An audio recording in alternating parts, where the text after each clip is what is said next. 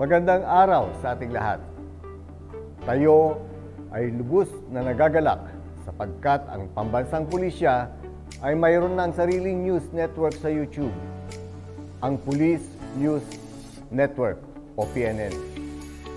Tayo ay hindi lang gumaganap sa ating mandato at sinumpang tungkulin, kundi tayo rin ay naghatid ng tama, wasto at balanseng balita para sa serbisyong nagkakaisa tungo sa pagkamit at pagpapanatili ng kaayusan at katahimikan sa ating bansa.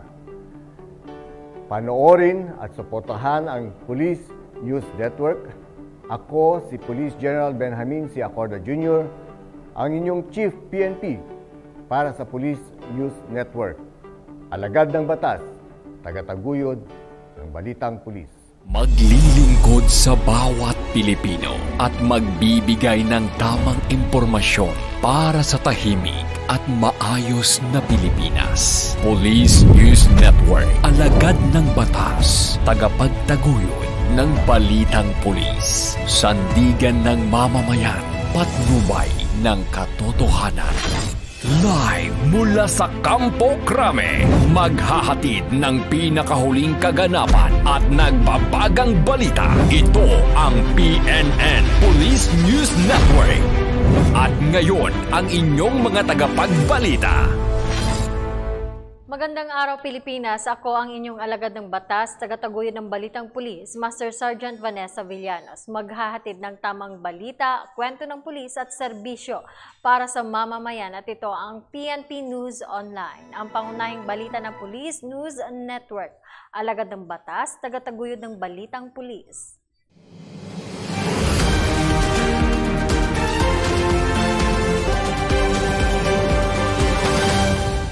Ngayon ay araw ng Sabado at narito ang mga balitang nakalap ng ating mga PNN correspondents sa loob ng linggong ito.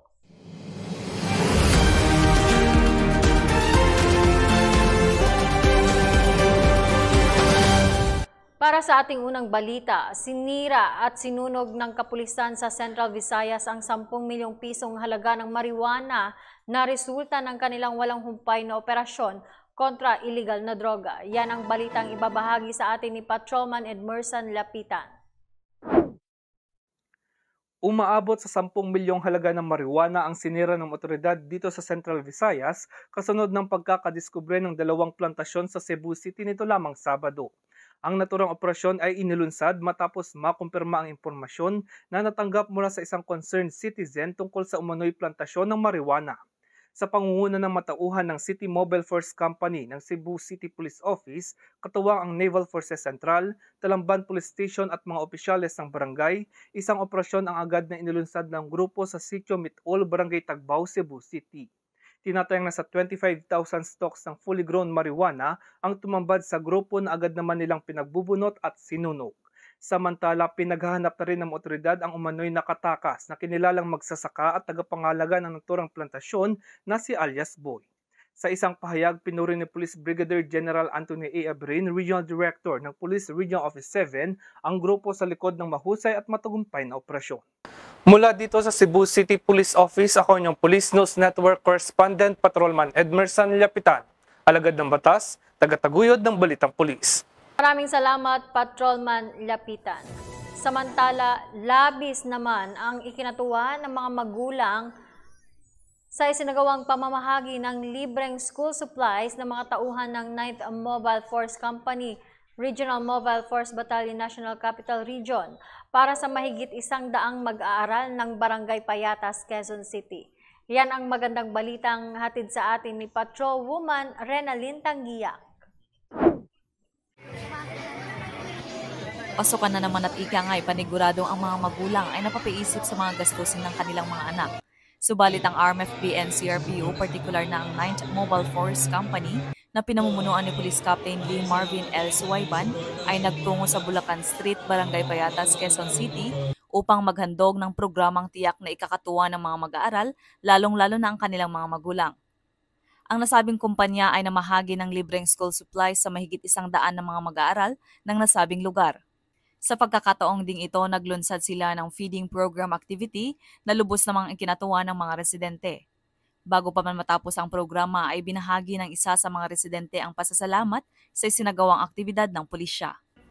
Ayon sa RMFB Force Commander na si Police Colonel Mario P. Malana, ang batalyon ay handang tumulong sa mamamayan sapagkat ito ang layunin ng PNP Chief na si Police General Benjamin Casuga Acorda Jr., ang serbisyong may malasakit sa bayan, ang serbisyong nagkakaisa. Unang-una, nagkaroon kami ng proyekto sa aming lugar na sa Barangay Payatas. Namigay kami ng school supplies. At the same time, tumulong din yung ang kapulisan sa pamimigay ng pagkain at pag-a-assist sa mga kabataan para magkaroon ng kaayusan ang proyekto na ginanap sa aming barangay. Mula dito sa RMFB and CRPO, sa pamumuno ng aming Force Commander Police Colonel Mario P. Malana, ako po ang inyong Police News Network Correspondent, Patrolwoman Ronaldin Tanggiak, alagad ng batas, tagataguyod ng Balitang Pulis. Maraming salamat, Patrolwoman Tanggiak. Samantala, balita naman mula sa Calabarzon, kusang loob na sumuko sa batas ang isang regional level most wanted person dahil sa kaso nitong double murder. Alamin ang balita mula kay Patrolman Marvin Avila.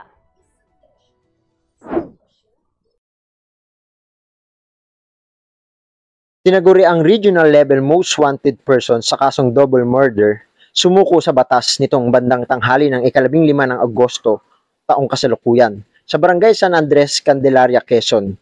Kinilala ni Police Colonel Monte ang nasabing suspect na si alias Roger, 40 anyos at residente ng Barangay San Andres, Candelaria, Quezon, na kusang loob na sumuko sa tulong na rin at pakikiisa ni Honorable Macario Bonggaling, Vice Mayor ng Candelaria, Quezon. Sa kasalukuyan, si alias Roger ay nasa kustodiya na ng Candelaria Municipal Police Station upang sumailalim sa tamang proseso ng paglilitis sa kanyang kasong kinakaharap. Mula rito sa Calabarzon, ako ang inyong Police News Network Correspondent, Patrolman Marvin Avila, alagad ng batas, tagataguyod ng Balitang Pulis. Maraming salamat, Patrolman Avila. Samantala, mga kagamitang pampasabog ng mga komunistang teroristang grupo ang nadiskubre ng mga tauhan ng Nueva Ecija PNP na kung saan ito ay itinuro ng dating miyembro ng NPA sa kabundukan ng Barangay Cambitala, Pantabangan, Nueva Ecija. Ang detalye ng balita mula kay Corporal Giselle Rivera. Nadiskubre ng Nueva Ecija PNP ang mga nakatagong armas at pampasabog ng mga komunistang teroristang grupo sa pagturo ng isang dating membro ng New People's Army sa Barangay Cambitala, Pantabangan, Nueva Ecija. Ang naturang operasyon na pinamunuan ni Police Colonel Richard V. Caballero, Provincial Director ng Nueva Ecija Police Provincial Office, katuwang ang mga tauhan ng 2nd Provincial Mobile Force Company ng Nueva Ecija Police Provincial Office. Ayon sa ulat ng Nueva Ecija PNP, nagbigay ng impormasyon ng isang ex-NPA na kung saan nakatago ang mga armas at inakyat ng mga kapulisan ang kabundukang parte ng Pantabangan na kung saan din nahukay nila ang mga kagamitang pampasabog sa nasabing lugar. Ang kanilang mga nahukay na pampasabog gaya ng mga granada, mga iba't ibang klasing bala at iba pang mga gamit ang kanilang nadiskubre sa nasabing masukal na kabundukan. Samantala, ibinigay naman sa pangangalaga ng Nueva Ecija Explosive Ordnance Disposal and Canine Unit ang mga nadiskubring pampasabog para sa tamang disposisyon. Aniya ni Police Colonel Caballero, kanilang paiigtingin ang intelligence monitoring at internal security operations upang wakasan na ang local communist armed conflict sa Nueva Ecija. Mula dito sa gitnang Luzon, ang inyong PNN correspondent, Police Corporal Giselle V. Rivera, alagad ng batas, tagataguyod ng Balitang Pulis. Maraming salamat, Corporal Rivera. Samantala, isang babae naman ang inaresto ng mga tauhan ng Makati PNP dahil sa paglabag nito sa Article 168 ng Revised Penal Code o ang pagpapakalat ng pekeng pera. Yan ang sinubaybayan ni Patrolwoman Rose Ann Moldes. Dinakip ang isang babae na kinilalang si Divina Enor dahil sa paglabag sa Article 168 ng Revised Penal Code na may kinalaman sa illegal possession at paggamit ng peking pera. Ayon sa ulat, ang biktima ay nagbabantay sa kanyang tindahan sa Sacramento Public Market sa Barangay Olympia, Makati City nang bumili ang sospek na nagkakahalaga ng 245 pesos. Ang sospek ay nag-abot ng 1,000 piso, ngunit sa masusing pagsisiyasat ay nakumpirma ng tindero na ang binayad ng pera ay 1 peke. Sa pakiusap na isuko ang iba pang pera ay nagdulot sa pagkadiskubre ng 8 peking 1,000 peso bill. Agad naman itong ipinaalam sa otoridad at agad na inaksyonan ng Makati City Police Station at nagresulta sa paghuli na naturang sospek. Ang reklamo ay kasunod na isinampa sa Station Investigation and Detective Management Section ng Makati City Police Station para sa kaukulang aksyon. Mula dito sa Metro Manila, ako po ang inyong Police News Network Correspondent, Patrol Woman Rose Ann Moldes, alagad ng batas, taga-taguyod ng Balitang Pulis. Maraming salamat, Patrol Woman Moldes. Samantala, nakiisa naman sa naging pagtatapos ng Brigada Eskwela ang mga tauhan ng Regional Mobile Force Battalion ng National Capital Region sa mga paaralan ng Maharlika Integrated School at Bagong Bayan National High School dyan sa Taguig City. Narito ang report mula kay Patrol. Walang hanggang pasasalamat ang ipinaabot ng Maharlika Integrated School na pinamumunuan ni Mrs. Aurora L. Perez at ng Bagong Bayan National High School na pinangasiwaan ni Mr. Raul S.J. Cortez. Sa mga nakisaya at nagbahagi ng biyaya para sa kanilang paaralan sa Brigada Eskwela, bayanihan para sa matatag na paaralan. Matagumpay na naisagawa ang closing program bilang palatandaan na nalagpasan na ang 6 na araw na paghahanda upang matamo ang ligtas na paaralan at para sa muling pagbubukas ng klase na nagbigay sa lahat ng oportunidad na makatulong sa pamamagitan ng pagbabayanihan. Ang pagtatapos ng programa ay nilahukan ng mga tropa mula sa iba't ibang kumpanya ng Regional Mobile Force Battalion na pinangangasiwaan ni Police Colonel Mario Pimalana, Force Commander RMFB.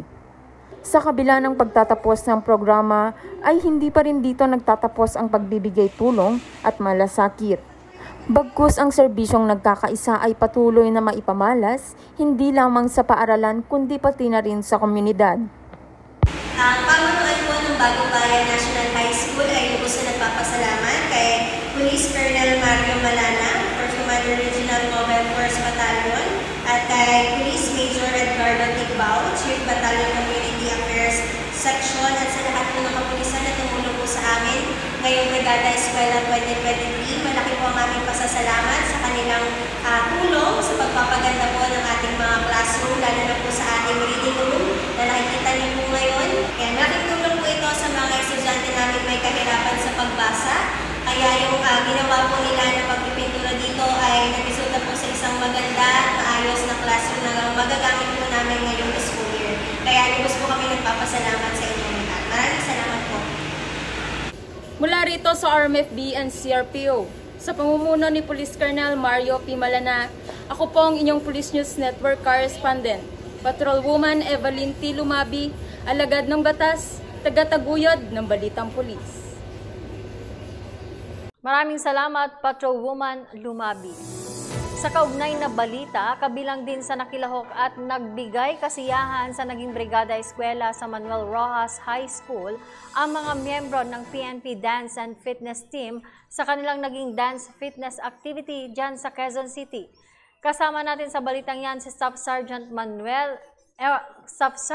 Emmanuel Tabuena Jr.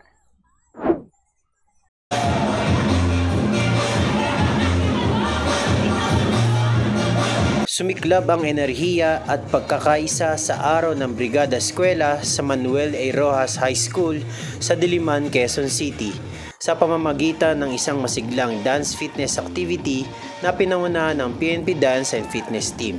Ang dance fitness ang naging paraan upang ikondisyon ang mental at pisikal na katawan ng mga dumalo sa brigada na nagtulong-tulong sa paglilinis at pagsasaayos ng mga pasilidad ng paaralan. Isang napakamagandang pagkakataon at isang malaking parangal po na maimbitahan sa mga ganitong mga aktibidades. At ang masasabi ko po is maganda po ang naitulong nito sa amin sa pag-unlad, lalo na po kayo sa involvement niyo po sa amin na ang tingin po kasi namin sa inyo ay pag nagpapatupad lang po ng batas at napaka-stricto. Meron din po pala kayong soft spot na tinatago na bigla po kami napasayaw at napaindak kanina at nag-enjoy po talaga kami. Ang nais lang po namin ay ipagpatuloy niyo po ang inyong mga adhikain. Hindi lang po ngayon, hindi lang po dito nagtatapos, kundi po sa susunod pa pong taon. Ang mga guro, estudyante, mga magulang at volunteer sa iba't ibang sektor ng komunidad ay nagtipon-tipon at aglaan ng oras at lakas sa pag-aayos sa mga pasilidad bilang paghahanda sa darating na araw ng pasukan. Unang-una nagpapasalamat po ako sa ating mga stakeholders. Talagang hindi magtatagumpay ang aming Brigada Eskwela pag wala ito. Talagang tulong-tulong po sila, dagit sa lahat ay nandun po yung bayanihan para maging matag ang ating paralan. Salamat din po sa buong kapulisan, lalong-lalo na sa fitness team ng Krame. Talagang pinasaya nyo kami at dagit sa lahat ay naging healthy pa yung aming ginawa sa pag-exercise. Salamat ng marami dahil nagbigay kayo ng sigla at dagit sa lahat, nagbigay ng pag-asa na dahil sa inyo, ay kayo po ay safe dahil sa inyong presensya. Ang inyong presensya ay malaking tulong po ito. At higit sa lahat, ang inyong pagtulong din po sa Brigada Eskwela na kung saan ay naging ito po ay tagumpay ng paralan ng inyong pakikibahagi sa bibigay ng serbisyo para sa ating mga bata. Ang Brigada Eskwela hindi lamang paghahanda para sa pagbubukas ng klase, kundi isa na ring pagpapakita ng pagkakaisa at edukasyon sa edukasyon. Kaya naman, sa pagsapit ng unang araw ng pasukan, ang mga mag-aaral ng Manuel Rojas High School ay aasahan na masasalubong sila ng mga malinis at maayos na silid-aralan. Mula dito sa Manuel Rojas High School, Quezon City, ako po ang inyong PNN correspondent, Police Staff Sergeant Emmanuel Tabuena Jr., alagad ng batas, tagataguyod ng Balitang Pulis. Maraming salamat, Staff Sergeant Tabuena Jr. Samantala, mahigit 1 milyong pisong halaga naman ang iligal na droga at baril ang nakumpiska ng Mariveles PNP mula sa naarestong sospek sa kanilang isinagawang bypass operation sa Barangay Kamaya, Mariveles, Bataan. Magbabalita dyan si Corporal Maria Elena de los Santos. Higit 1 milyong halaga ng iligal na droga at baril na kumpiska sa isang lalaki matapos ikasa ng Mariveles PNP ang bypass operation sa Barangay Kamaya, Mariveles, Bataan. Ayon sa ulat ng pulisya, nagpanggap ang isa sa mga operatiba na poser buyer na nagresulta sa pagkakaaresto ng sospek na kinilalang si Rayjan Sebastian, 33 anyos, isang mangingisda at residente ng naturang barangay. Na-recover na ebidensya mula sa sospek ang 4 na plastic sachet ng hininalang shabu na tinatayang may timbang na 150 gramo at nagkakahalaga ng 1,020,000 pesos, isang caliber 38 na baril, 3 bala, isang sling bag at 1,000 peso bill bilang mark money. Ang naarestong sospek ay kasalukuyang nakapiit sa Mariveles Municipal Police Station at haharap sa kasong paglabag sa RA 9165 o Comprehensive Dangerous Drugs Act of 2002 at RA 10591 o Comprehensive Firearms and Ammunition Regulation Act. Mula dito sa Police Regional Office 3 ang inyong PNN correspondent, Police Corporal Maria Elena S. de los Santos, alagad ng batas, tagataguyod ng Balitang Pulis. Maraming salamat, Corporal de los Santos. Samantala, sa iba pang balita, isang feeding program din ang isinagawa ng mga tauhan ng Tangub City Police Station dyan sa Misamis Occidental. Magbabalita si Patrolman Jomel Tan. Nagsagawa ng feeding program mga tauhan ng Tangub City Police Station sa Barangay Ayohoy, Tangub City, Misamis Occidental nito lamang, Agosto 21, 2023. Ang aktibidad ay pinangunahan ni Police Major Alvin Mernilo Tamayo, Officer in charge ng Tangub City Police Station. Mahigit kumulang 80 kabataan ang nakiisa sa feeding program. Patuloy na maghahatid serbisyo ang kapulisan mula sa Misamis Occidental. upang may sakatuparan ng mga iba't ibang programa ng ating pamahalaan tungo sa maayos na kinabukasan at pagtibayin ng ugnayan ng PNP at mamamayan. Mula dito sa Hilagang Mindanao, ako ang inyong Police News Network Correspondent, Patrolman Jomel Tan, alagad ng batas, tagataguyod ng balitang pulis. Maraming salamat, Patrolman Tan. Samantala, mahigit 1 milyong halaga ng marijuana plants ang sinira at sinunog ng mga operatiba ng PNP Drug Enforcement Group sa Kibungan, Benguet. Yan ang ibabahagi ni Patrolwoman Mirasol Ariola. Sinira at sinunog ang 5,500 piraso ng fully grown marijuana plants na tinatayang nagkakahalaga ng 1,100,000 pesos sa Kibungan, Benguet pasado alas 4:30 ng hapon ng August 18, 2023 hanggang alas 6:30 ng gabi ng August 19, 2023. Ang nasabing operasyon ay pinangunahan ng mga tauhan ng Special Operations Unit 1, PIDEG, sa pamumuno ni Police Lieutenant Colonel Richard D. Palay, SOU Commander, kasama ang 1st Provincial Mobile Force Company, La Union Police Provincial Office at ang Santol Municipal Police Station. Ang nasabing marijuana eradication ay isinagawa sa Sitio Mukagaw, Barangay Badeo, Kibungan, Benguet na may estimated land area na 550 square meter. Ang lugar kung saan nakuha ang mga nasabing halaman ay naispreyan ng herbicide para maiwasan ang pagtubo ng mga ito.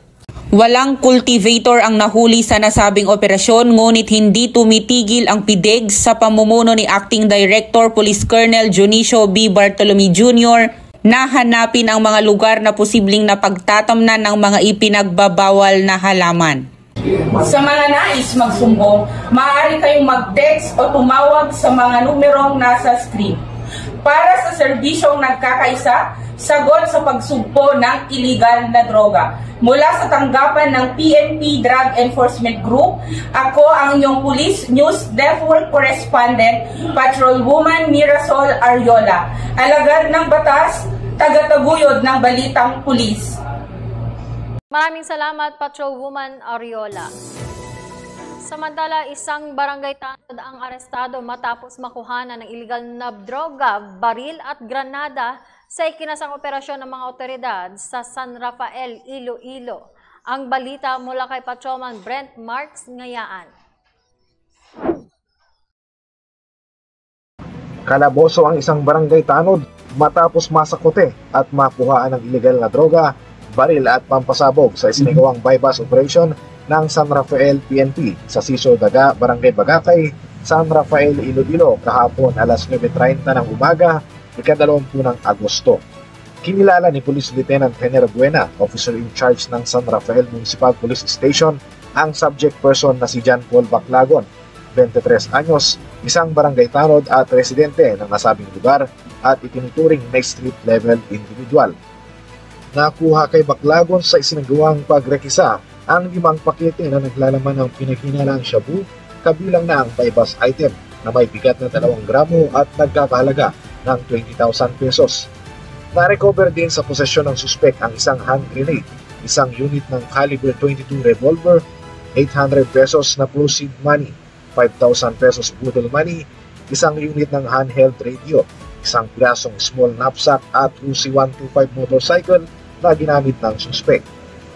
Naharap ang suspect sa kasong paglabag sa RA 9165 o ang Comprehensive Dangerous Drugs Act of 2002, RA 10591 para sa illegal possession of firearms at RA 9516 para sa illegal possession of explosives. Ang matagumpay na operasyon ay resulta ng pagiging mahusay ng kapulisan ng Western Visayas sa pagpapatupad ng batas, partikular na sa kampanya kontra illegal na droga at iba pang uri ng illegal na gawain para sa pagpapanatili ng seguridad at kaayusan ng komunidad. Mula dito sa lungsod ng Iloilo, ako po ang inyong Police News Network Correspondent, Patrolman Brent Marks Ngayaan, alagad ng batas, tagataguyod ng balitang pulis. Maraming salamat, Patrolman Ngayaan. Samantala, huli naman ang isang babae ng mga tauhan ng Regional Mobile Force Battalion ng National Capital Region matapos magkaroon ito ng kasong Comprehensive Smoke-Free Ordinance. Yan ang ibabalita ni Patrolwoman Maria Danica Bungo. Nasa kote sa inihaing warrant of arrest ng Metropolitan Trial Court, National Capital Judicial Region Branch 98 ng Mandaluyong City, dated 4th day of August 2023, ang isang 23 taong gulang na babae at kinilalang taga-barangay Addition Hills ng Mandaluyong City. Naaresto naman ang nasabing akusado sa ganap na oras ng alas 11 ng umaga, August 13, 2023, araw ng linggo. Siya ay inakusahan sa kasong City Ordinance No. 730 S-2019 o Comprehensive Smoke-Free Ordinance under Criminal Case Number MND 22-02870-CR and with 3,000 pesos bail recommended. Ito ay inaksyonan ng operatiba ng Warrant and Subpoena Section kabalikat pa rin ng 2nd Mobile Force Company ng Regional Mobile Force Battalion ng NCRPO. Karagdagang impormasyon pa, ang akusado ay dinala naman sa Mandaluyong City Police Station Custodial Facility Unit para naman sa pagsasadokumento at tamang disposisyon. Mula sa tanggapan ng RMFB and CRPO, ako po ang inyong Police News Network Correspondent, Patrolwoman Maria Danica Bacal Subungo, alagad ng batas, tagataguyod ng balitang pulis. Maraming salamat, Patrolwoman Bungo. Samantala, armed encounter sa pagitan ng mga tauhan ng Manila Police District at 2 individual ang nakuhanan ng CCTV sa Santa Cruz, Manila, kung saan patay ang isang sospek at nahuli naman ang kasama nito. Ang kabuuan ng balita ay bahagi mo, Patrolwoman Princess Zaira Reyes. Habang nagsasagawa ng Oplen-Sita ang Tactical Motorcycle Rider Unit ng Masic Police Station nitong Biyernes ng gabi sa kahabaan ng Rizal Avenue Corner, Solar Street, Santa Cruz, Manila, kung saan nasita ang 2 lalaki sakay ng isang Kawasaki Rouser motorcycle na may kaduda-dudang plaka. Nang hanapan ng mga ito ng mga dokumento ng mga kapulisan ay naging agresibo at hindi nakikipag-cooperate ang mga ito. Pagkababa sa motorsiklo ng driver ay kaagad na bumunot ang baril at pinatukan ang mga pulis, dahilan upang gumanti rin ng putok ang ating mga kapulisan. Gayun din ang angkas nito na akmang puputukan na sana ang nasa kanyang harapan na pulis, subalit na unahan siya nito. Samantala, ang driver ay nakipaghabulan habang patuloy na nakikipagpalitan ng putok sa ating mga kapulisan, na siyang dahilan ng ikinasawi nito. Kilala ang driver na si Wilfredo Marquez Jr., 41 years old, at angkas na si Bobby Alconera, 41 years old, at napag-alamang parehong mga security guard ang mga ito. 2 ang patay at 4 ang sugatan, kung saan kabilang rito ang 2 TMRU personnel na sina Police Corporal Lorena. Tinamaan ito sa kanang bahagi ng kanyang mata. Sa itaas na bahagi ng tainga naman ang tawa ni Police Corporal Ocampo. Duguan rin ng isang tricycle driver. Bukod kay Marquez ay dineklarang dead on arrival ang isang 47 years old na babae nang tamaan ng ligaw na bala sa engkwentro. Na-recover sa mga sospek ang 45 dekalibre na baril na may nakasalpak na 7 live ammunition, isang sling bag na naglalaman ng mga personal na magamit katulad ng ID, at 3 live ammunition ang nakuha kay Bobby Alconera. Nakuhanan rin si Wilfredo Marquez Jr. ng 45 dekalibre na baril na may live ammunition. Nalaman natin na meron siyang pending warrant of arrest sa Isabela. 2 counts ito ng murder at nalaman din natin base doon sa Chief of Police ng isang police station doon, itong tao na to ay involved sa robbery hold-up at saka sa gun for hire. Maharap sila dito sa kriminal na reklamo at nandito na nga itong reklamo nila sa tanggapan ng taga-usig ng lungsod ng Maynila kung saan maaaring maharap sila dito sa kasong tangkang pagpatay at bigong pagpatay. Ganun din yung direct assault at kakibat na rin dito yung illegal possession of firearms. Hinihintay pa rin natin yung resulta ng examination dyan at base lang doon sa statement o yung account ng testigo, sinasabi niya na ang nakabaril dito o yung nakatama dito sa kababayan natin na namatay, yung ating suspect nakalaunay napatay din dito sa engkwentro ng kapulisan natin ng Masic Police Station. Lahat hinihintay natin yung resulta ng ating technical investigation dyan na magagaling sa MPD Forensic Unit katulad nung request natin sa ballistic result ng mga firearms ng mga police natin. Ganun din doon sa baril nung suspect na nakuha natin doon sa crime scene. At ganun din yung iba pa nating mga nire-request katulad ng firearm verification dito sa Firearm Explosive Division ng Camp Crame. Mga hinihintay pa nating resulta dito, ongoing pa yung ating pag-imbestiga at makakaasa yung ating mga kababayan na walang batong hindi tataob sa pag-iimbestiga at kung ano yung lalabas, dito ay malalaman ng ating mga kababayan. Mula dito sa Manila Police District, ako ang inyong Police News Network Correspondent, Patrolwoman Princess Ira L. Reyes. Alagad ng batas, tagataguyod ng balitang pulis. Maraming salamat, Patrolwoman Reyes. Samantala, matagumpay naman ang isang linggong operational accomplishments ng PNP Highway Patrol Group. Ito ay upang masugpo ang kriminalidad sa mga kalsadahan. Ang balita mula kay Patrolman Mark Roland Feliciano. Sa halos araw-araw na pagpapatupad ng Highway Patrol Group ng anti-carnapping operation, Oplansita, joint checkpoints at iba pang gawaing pangkakalsadahan para tiyakin ang kaligtasan ng lahat ng mga motorista at sa pagpapatupad ng batas trapiko. Ngayong linggo ay nakapagtala ang HPG sa buong Pilipinas ng halos 25,634 na violation tickets. Binubuo ito ng 4,106 na temporary operation permit or TOP. 14,576 na ordinance violation receipt or OBR. 6,932 na traffic citation tickets or TCT ang naibigay sa mga motoristang lumabag sa iba't ibang batas trapiko. Pumalo din sa bilang na naimpahon ang 126 na sasakyan at 762 motorsiklo. Samantalang 6 na sasakyan at 3 motorsiklo naman ang matagumpay na na-recover ng Highway Patrol Group ngayong kabuoang linggo. Asahan ninyo ang mas pinaigting na operasyon ng Highway Patrol Group bilang Guardian of the Highways sa pagpapatupad ng batas trapiko at pagbabantay sa mga lansangan upang tiyakin ang kaligtasan ng ating mamamayan sa paglalakbay sa ating kakalsadahan. At sa iba pang balitang serbisyong HPG, tumutok lamang sa aming YouTube channel na Police News Network. Mula sa tanggapan ng kakampi nyo sa kalsada, ako po ang inyong PNN correspondent, Patrolman Mark Roland Feliciano para sa Police News Network. Alagad ng batas, tagataguyod ng balitang pulis. Maraming salamat, Patrolman Feliciano. Samantala, isang lalaki naman ang arestado matapos basahan ng warrant of arrest ng PNP sa kasong paglabag nito sa Republic Act 7610 o ang Special Protection Against Child Abuse, Exploitation and Discrimination sa Barangay San Isidro, Subic, Zambales. Ang balita mula kay Patrolman John Lawrence Ilagan. Himas rehas ang isang akusado matapos ipatupad ng Subic PNP ang warrant of arrest sa kanyang kasong paglabag sa Republic Act 7610 sa Barangay San Isidro, Subic, Zambales. Siya ay naaresto ng pinagsanib na puwersa ng Subic PNP, Provincial Intelligence Unit, 2nd Provincial Mobile Force Company, Zambales Provincial Police Office at 305th Maneuver Company, RMFB3.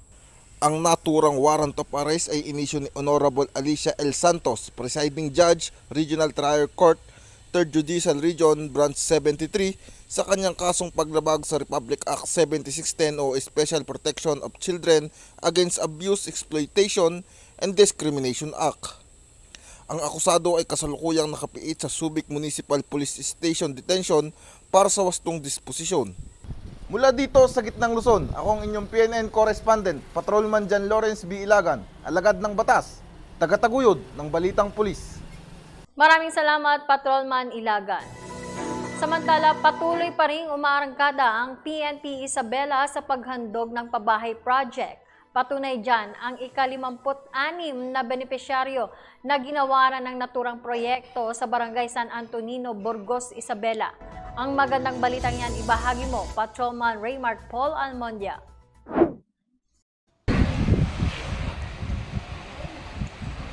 Matagumpay ni sinagawa ang paggawad ng ika-56 na libreng pabahay project kay Ginang Santa Fe E. Bangko ng Pascual Village, Barangay San Antonino, Burgos, Isabela. Ang pabahay na may kabuuang halaga na 397,000 pesos ay naging posible dahil sa pagsisikap ng Burgos Police Station sa pamumuno ni Police Major Prospero A. Agonoy at suporta ng lokal na pamahalaan ng Burgos kasama ng mga stakeholders. Maliban sa pabahay project, nakatanggap din si Mrs. Bangko ng 2 sako ng bigas, grocery items, stand fund, isang set ng single burner gas stove, kitchen utensils at folded sofa bed na nagkakahalaga lahat ng 17,250 pesos. Nagpapasalamat po nga ako po ang napili sa pabahay, sa mga gumagawa, sa mga donors, sa PNP, lalo na ni Sir Agunoy.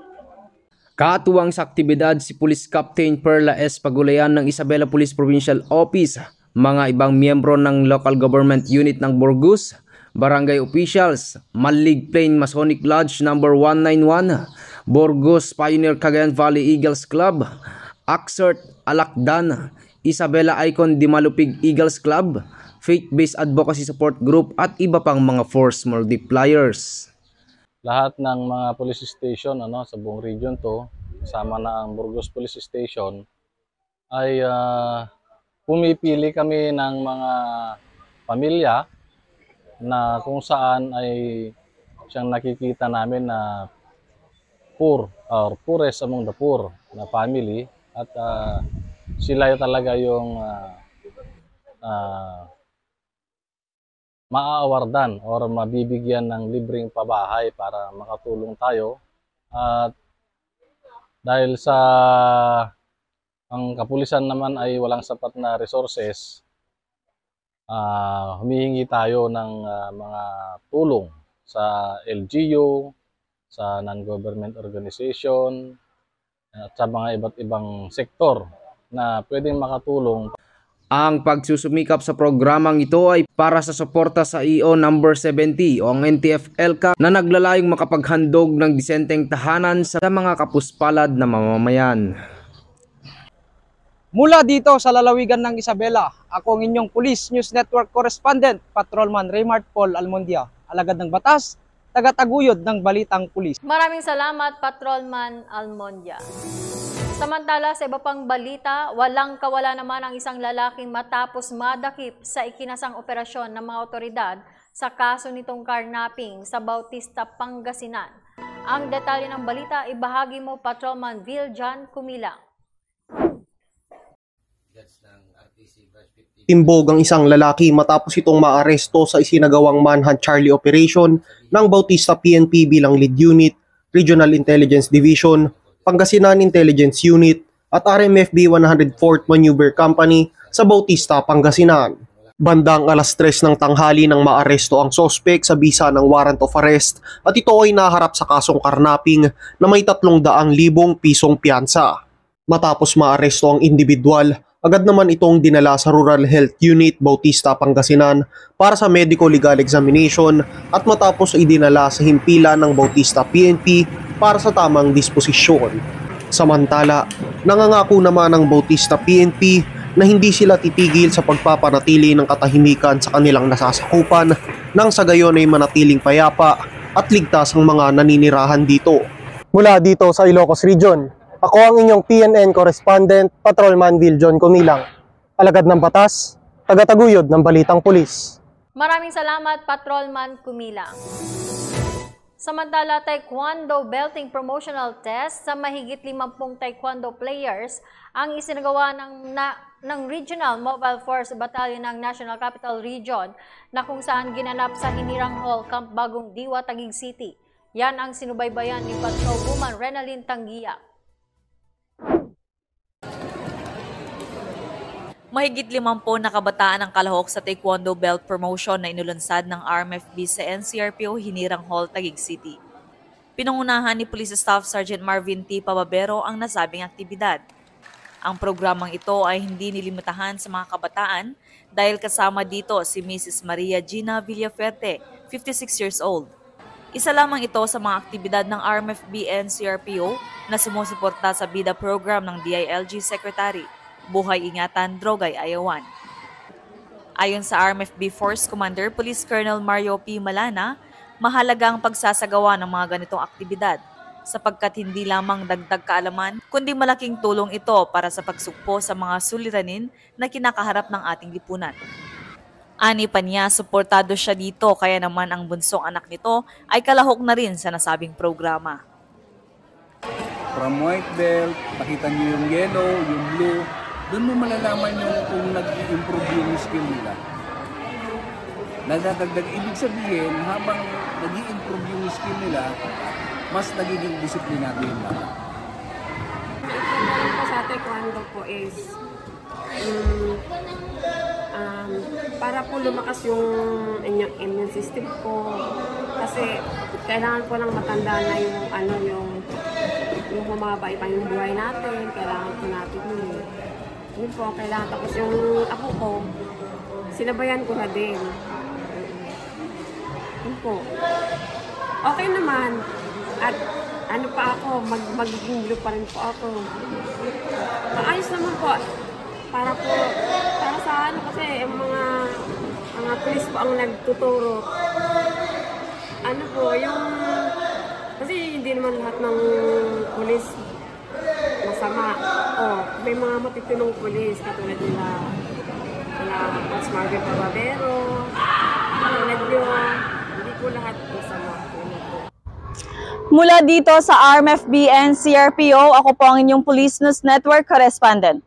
Patrolwoman Renalyn Tanggiak, alagad ng batas, tagataguyod ng balitang pulis. Maraming salamat, Patrolwoman Tanggiak.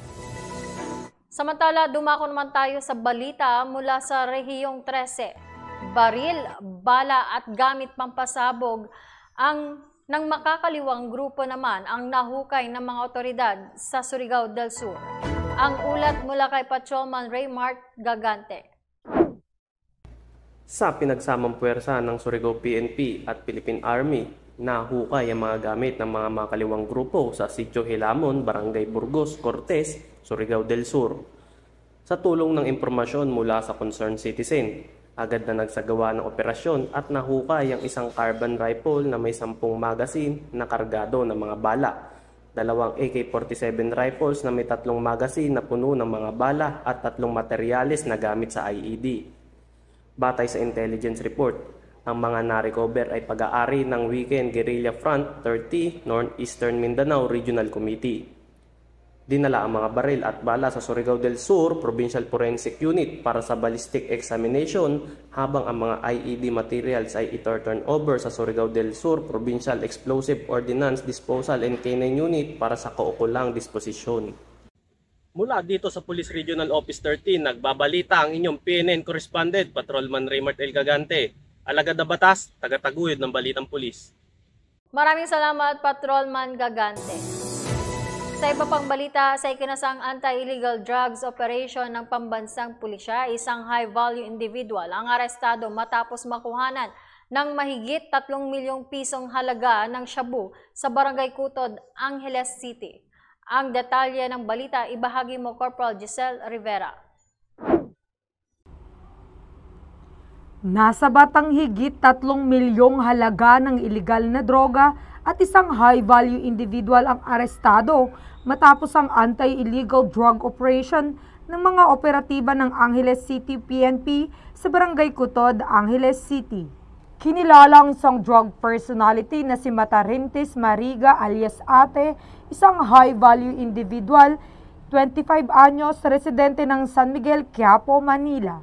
Matagumpay ang naturang operasyon sa ilalim ng pamumuno ni Police Colonel Amado A. Mendoza, City Director ng Angeles City Police Office. Ayon sa ulat ng Angeles City PNP, kanilang nakumpiska ang hinihinalang shabu na tinatayang 3,060,000 na may timbang na 450 gramo na kung saan gagamitin ang mga ito bilang ebidensya laban sa naarestong sospek. Nahaharap ang kalabosong sospek sa kasong paglabag sa RA 9165 o Comprehensive Dangerous Drugs Act of 2002. Kasalukuyang nasa kustudiya ng Angeles City Drug Enforcement Unit ang naarestong sospek para sa dokumentasyon at tamang disposisyon. Sinisiguro ng Angeles City PNP ang patuloy na pagpapaigting ng kanilang kampanya laban sa iligal na droga at masawata ang lahat ng mga lumalabag sa batas na kanilang nasasakupan. Mula dito sa gitnang Luzon, ang inyong PNN correspondent, Police Corporal Giselle V. Rivera, alagad ng batas, tagataguyod ng balitang pulis. Maraming salamat, Corporal Rivera. Samantala, 2 binatilyo naman ang huli sa ikinasang bypass operation ng mga tauhan ng Quezon City Police District sa Barangay Baysa. Yan ang ibabahagi ni Patrolwoman Katrina Joy Banag. Timbog ang 2 drugs suspect na kinilalang sina alias Eeng, 21 anyos, at alias Christian, 22 anyos, sa ikinasang bypass operation ng Talipapa Police Station matapos mahuli sa pagbebenta ng iligal na droga pasado 1:00 ng madaling araw sa Barangay Baysa, Quezon City. Ayaw, may karapatan kung muna sa sariling tagapangtanggol o abogado. Kung wala kayong kakayanan, bibigyan ko ng gobyerno ng isa. Naintindihan mo ba? Sagot. Go. Nakumpiska sa mga suspect ang 3 piraso ng silyadong pakete na naglalaman ng hinihinalang tuyong dahon ng marijuana, eco bag, bypass money at 2 cellphone. Ang mga suspect ay kasalukuyang nasa kustodiya na ng istasyon at nahaharap sa kasong RA 9165 o ang Comprehensive Dangerous Drugs Act of 2002. Mula dito sa Quezon City Police District, ako ang inyong Police News Network Correspondent, Patrolwoman Katrina Joy Banag. Alagad ng batas, tagataguyod ng balitang pulis. Maraming salamat, Patrolwoman Banag. Samantala, kulong naman ang isang pasahero na nagpadala ng text message ng pagbabanta ng pagsabog ng bomba sa NAIA. Nakatutok dyan si Patrolman Fernandez. Matagumpay na naaresto ng mga kapulisan ng PNP Aviation Security Group, katuwang ang Airport Police Department, ang isang pasahero sa NAIA na di umano'y nagbanta na mayroong bombang sasabog sa Ninoy Aquino International Airport Terminal 1 at 3 noong Miyerkules, 16 ng Agosto, taong kasalukuyan. Ayon sa hepe ng Aviation Security Unit NCR na si Police Colonel Arnel J. Apod, kinilala ang pasahero na isang 21 years old na babae na naninirahan sa Barangay Mayapa sa Calamba, Laguna, at isang papaalis na pasahero ng Cebu Pacific Flight 5J803 patungong Singapore. Base sa report na inilabas ng ABSEO NCR, alas 9 ng umaga noong Miyerkules nang nakatanggap ang MIA Help Desk ng isang text message na naglalaman ng aligasyon ng pagsabog ng bomba. Hello po, MIA Help Desk number po ba ito? Pakitulungan naman po ako. Yung pamilya ko po ay nasa Terminal 3 pero sigurado ako na may 3 sasabog na bomba sa NAIA Terminal 1 at 3 dahil sa banta sa amin. Pakiusap po, pakipauwi na lang ng aking pamilya at ang gagamitin ay puro homemade na bomba na ang grupo ko mismo ang gumawa. Parang awa na po, tulungan niyo po ako. Ako po ay nagbabagong buhay na. Matapos matanggap ang mensahe ay hindi na nagsayang ng oras ang mga otoridad at agad ding nagsagawa ng operational research upang matukoy at matagpuan ang nasa likod ng banta ng pagsabog. Hapon ng parehong araw ay natukoy na ng mga otoridad ang hinihinalang nagpadala ng mensahe. At matapos ang masusing investigasyon at makakalap ng sapat na ebidensya, ay agad nang inaresto ng mga kapulisan ng ABSI Group ang pasahero na haharap sa kasong Presidential Decree 1727 o mas kilala na malicious dissemination of false information or the willful making of any threat concerning bombs, explosive, or any similar device. Sa pamamagitan ng mahinahong pamamaraan, ibinahagi ng mga operatiba ang dahilan ng kanyang pagkakaaresto at pinaalalahanan sa mga karapatan niya bilang akusado sa wika na kanyang ganap na naiintindihan. Pinapaalala natin lagi yung mga pasahero natin na itong bibiro about sa mga bomba. Kasi karamihan yung nakikita natin yung mga nagmamadali pagka binubusisi yung kanilang mga bagahe, doon na sila nakapagsabi na maaaring pabiro nilang sinasabi sa mga attendance natin doon na may bomba dyan, wala naman bomba dyan. Pinaalalahanan naman ng direktor ng ABSI Group na si Police Brigadier General Jack L. Wangki ang mga pasahero na hindi dapat ginagawang biro ang patungkol sa pagsabog ng bomba dahil ito ay may karampatang parusa sa batas. Siguro ang pinakamaigi na advice natin sa kanila is huwag silang pag ina-inspection yung mga bag nila, until such time na tanungin sila, huwag silang sasagot. At never na babanggitin nila yung mga words ng mga bomba.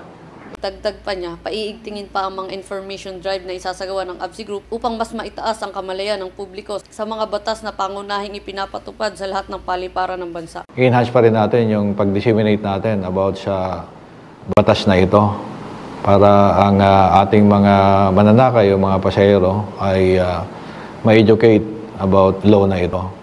Gagawa na lang tayo ng mga flyers para doon pa lang pagbungad ng mga pasahero natin before na umapak sila doon sa mga airport complex natin ay mabibigyan natin sila ng flyers na at least mababasa man lang nila at they will be aware na itong anti-bomb joke law na ito ay seryoso nating binibigyan ng attention. Samantala, kasalukuyang nasa kustodiya ng Aviation Security Unit NCR ang inarestong pasahero habang hinihintay ang pagdinig ng kanyang kaso. At mula dito sa tagapangalaga ng kapayapaan ng bawat paliparan, ako po ang inyong PNN correspondent, Patrolwoman Marjorie Fernandez, alagad ng batas, tagataguyod ng Balitang Pulis.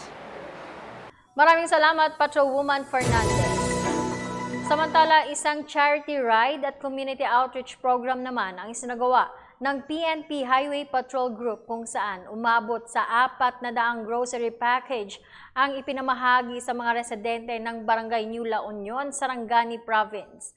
Nakibalita dyan si Patrolman Mark Roland Feliciano.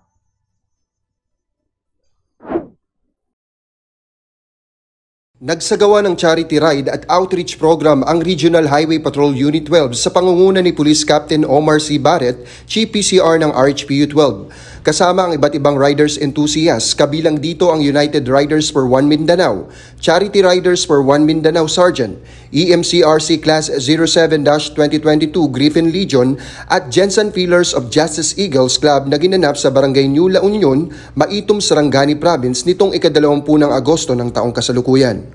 Good afternoon. Sa karon lang nahuman ang mga charity riders, charity event, charity riders for One Mindanao, Sergeant Sector. So dako aming pasalamat sa tanan ng mga nagtabang sa mga riders. Umabot sa 400 grocery package ang naipamahagi sa mga residente ng nasabing barangay. Namigay din ng mga Biblia na hatid ay pagkaing espiritual para sa ating mga kababayan. Abot tenga naman ang ngiti ng mga kababayan nating nakatanggap ng mga regalong handog ng HPG. Yung nag-claim, lahat ba nakalista? Okay. Para hindi tayo ma-sort. Ang nasabing aktibidad ay tunay ngang nag-umapaw ang kasiyahan at kagalakan dahil sa hatid na tulong mula sa ating kapulisan. Bilang pasasalamat sa ating mga kapulisan, naghandog naman ang mga piling residente ng Barangay New La Union ng isang katutubong sayaw tanda ng kanilang pasasalamat at nag-uumapaw na kasiyahan sa ating mga kapulisan.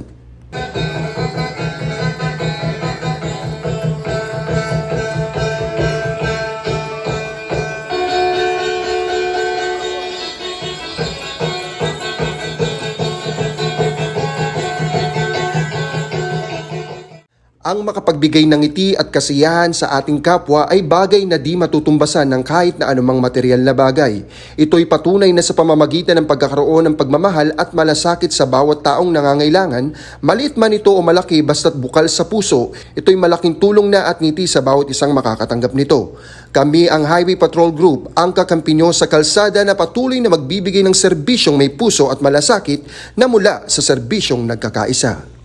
At sa iba pang balitang serbisyong HPG, tumutok lamang sa aming YouTube channel na Police News Network. Mula sa tanggapan ng kakampi nyo sa kalsada, ako po ang inyong PNN correspondent, Patrolman Mark Roland Feliciano para sa Police News Network. Alagad ng batas, tagataguyod ng balitang pulis. At yan ang mga balitang nakalap ng ating mga PNN correspondents mula Luzon, Visayas at Mindanao sa loob ng linggong ito. Sa ating mga kababayan, may mga patakaran at regulasyon na inilabas ang Commission on Elections o COMELEC na dapat nating sundin para sa pagpapatupad ng gun ban period sa taong 2023 barangay at sangguniang elections o BSKE. Magsisimula ang nasabing gun ban period simula sa August 28 hanggang November 29, kasabayan ng panahon ng halala ng barangay at sangguniang kabataan elections. Sa ngalan ng 228,000 strong members ng Philippine National Police sa pangunguna ni Chief PNP General Benjamin Casuga Acorda Jr., kami ay maglilingkod sa bawat Pilipino at magbibigay ng tama at balanseng balita. Mula rito sa tanggapan ng tagapag-ugnay ng Pambansang Pulisya, ako ang inyong alagad ng batas, tagataguyod ng Balitang Pulis, Master Sergeant Vanessa Villanos. Maghahatid ng tamang balita, kwento ng pulis at serbisyo para sa mamamayan at ito ang PNP News Online, ang pangunahing balita ng Police News Network.